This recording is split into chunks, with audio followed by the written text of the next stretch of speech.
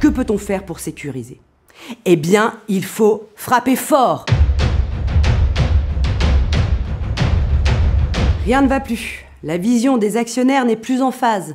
Une stratégie divergente s'installe pour laisser poindre une paralysie de la gestion de la société, ou encore votre associé donne quelques coups bas. Le conflit d'actionnaires guette. Alors comment il prend naissance puis s'installe?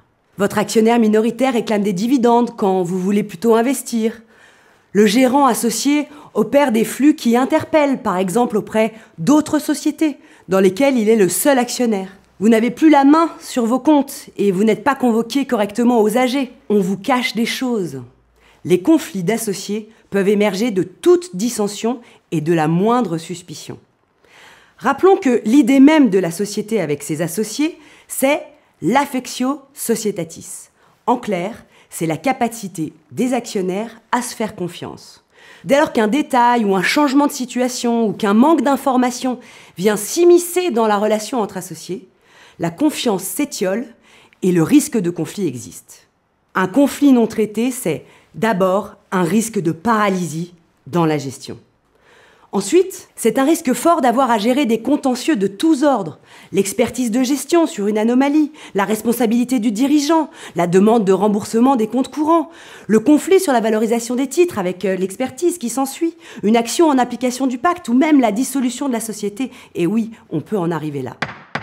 Il arrive même fréquemment que le pénal s'invite à la fête lorsque l'actionnaire en colère dénonce un prétendu ABS ou autre fraude qui aurait nourri la suspicion.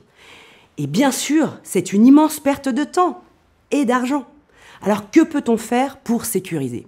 Il faut frapper fort ou frapper le premier. On doit donc élaborer une stratégie au plus tôt dans le conflit et s'y tenir. Il faut naturellement s'entourer des bonnes personnes. Parfois, aller chercher les compétences du tribunal de commerce ou celles des administrateurs, agissant comme mandataire ad hoc ou comme administrateur provisoire.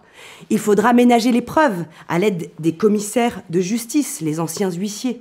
Pour tout ça, il faut avoir le bon conseil. L'équipe judiciaire du cabinet Lamy Lexel se tient prête pour vous accompagner dans ces difficultés, pour mieux les surmonter.